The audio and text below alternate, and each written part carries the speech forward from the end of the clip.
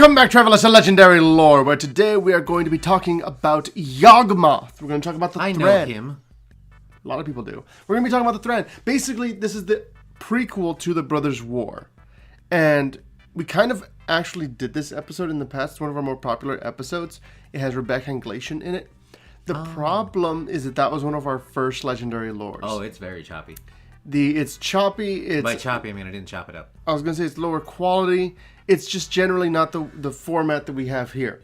At this point, we kind of figured out what we want out of this. It is still a casual storytelling environment, but... So this is going to be the Thran revamped. Essentially, this is our master cut version, our better version of the Thran. Split into 3 episodes because we need content to abuse an algorithm.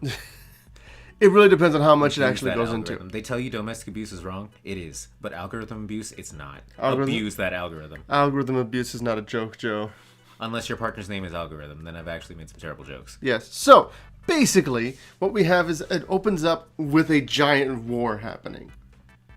Like, this is one of those, like, you start in the middle of the action, and you have these 2 massive armies, the Phyrexians and the Thran. And the Thran have an alliance of, like, all these different species of, like, minotaurs, and you have goblins, you have the barbarians, you have elves, you have everyone here in Catfolk. They're all trying to fight off against these Phyrexians. So what is Thran? Thran is a culture.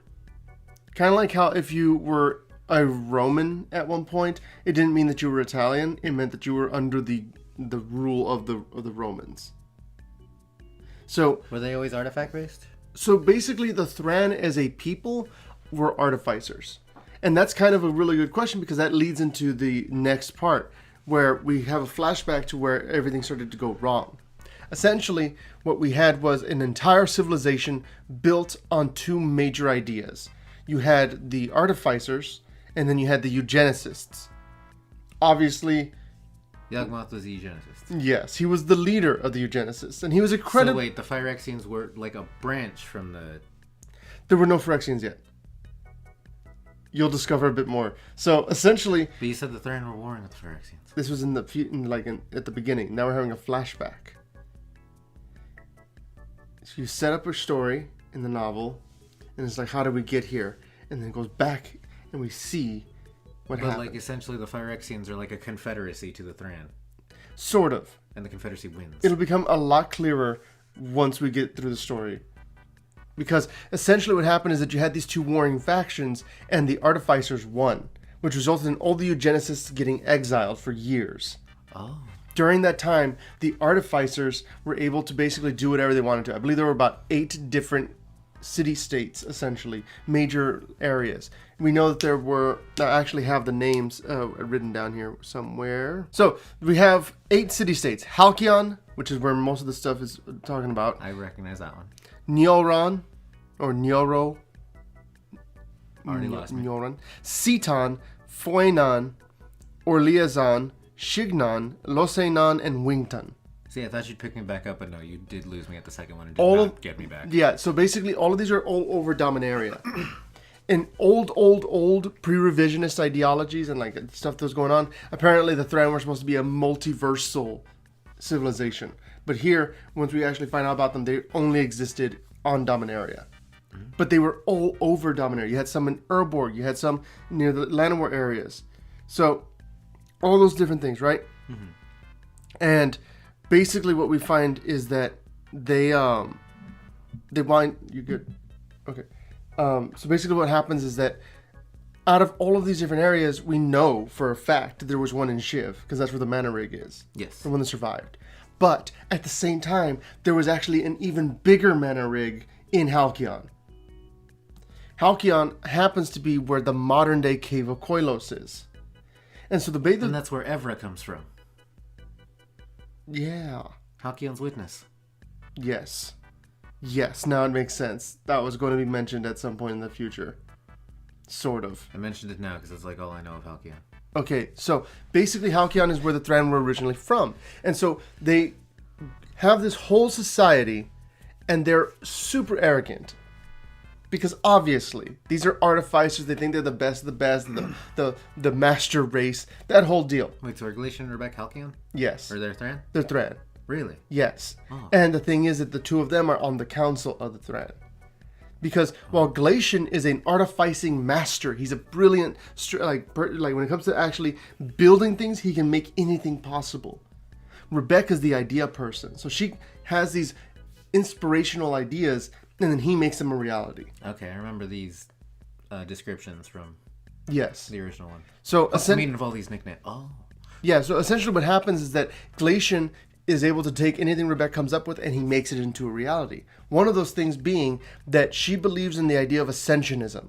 Everything is moving upwards. It's all about going up and going further and closer to the heavens and being above the dirt of everything else. So actually to enter the city of Halcyon, you actually have to take a Be able to fly. No, you just take a step up. The entire place is basically hovering slightly over the dirt of the desert that they're on.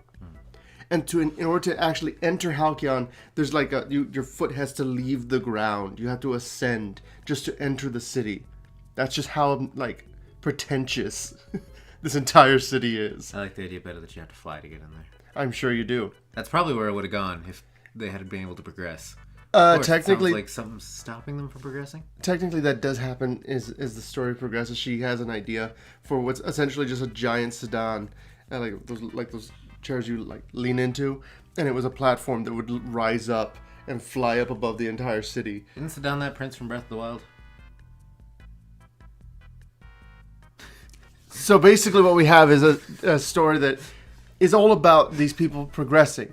The thing is that Glacian is working in the factory, and here's the thing. Again, these guys are pretentious. They have goblin slaves. And Glacian is thinking to himself, I wonder if it's possible for me to put a potion that weakens and softens the bones of the goblins, so when they get crushed by technology, they don't scratch my power stones.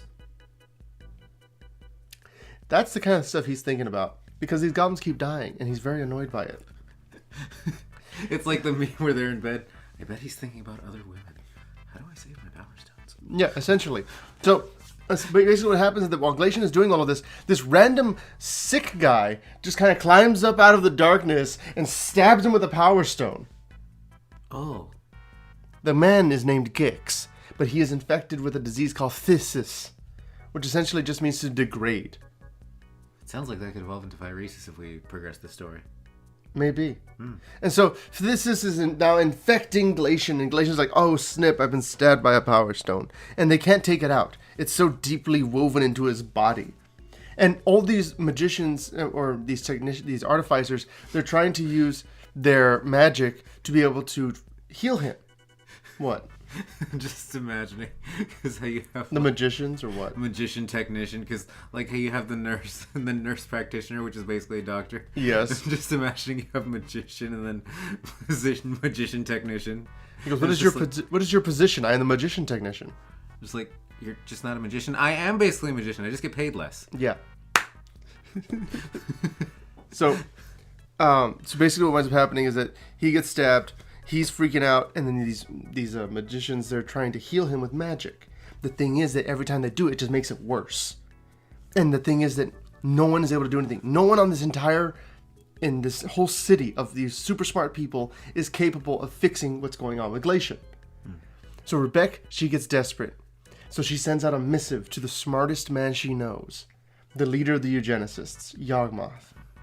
And so Yawgmoth is out, like, we're working in like some like old like jungle like hospital bed area with a whole bunch of sick people, and he's working with them, and he's like, doing all that, and he gets a message, and they're like, we need your help, please come. And he's like, I thought I was exiled. And they're like, your exile has been lifted. He's like, oh, it has it now. And so he goes and he shows up. You want to have me join society and Yeah. sleep on a bed and eat food.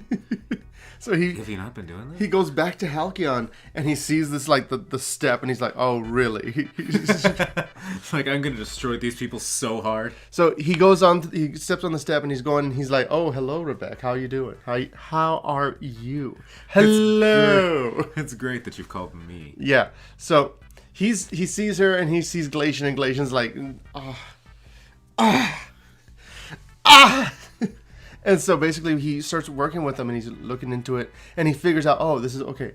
And so he's basically just, while this is happening, he tells Rebecca that Glacian could be contagious. After he's already figured out he's not contagious. So basically, he's saying, okay, look, this is your husband. You can't touch him. But you can touch me. Yeah, essentially.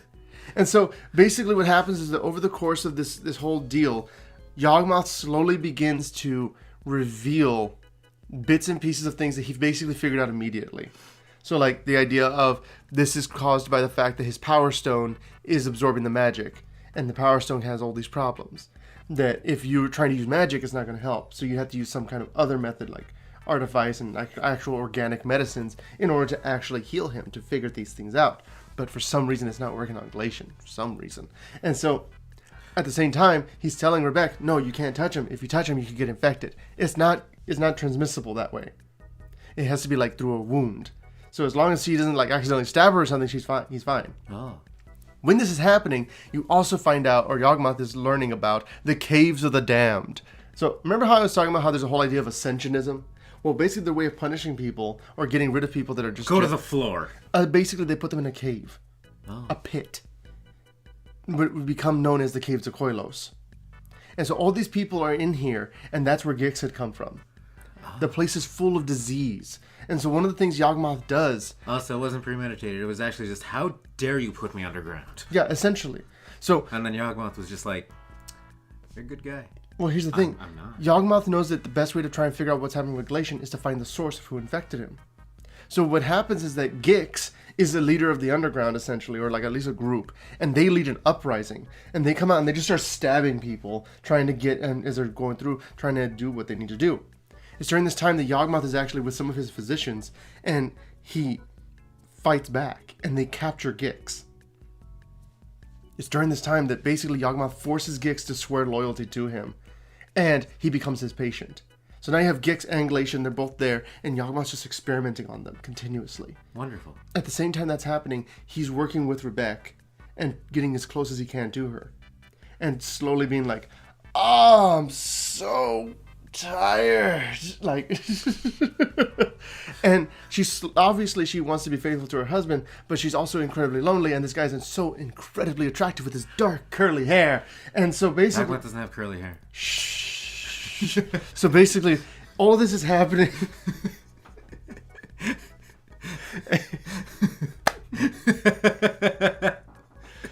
And so basically what's happening is that over the course of this whole story, she's slowly like starting to be like, oh, this guy's kind of cool.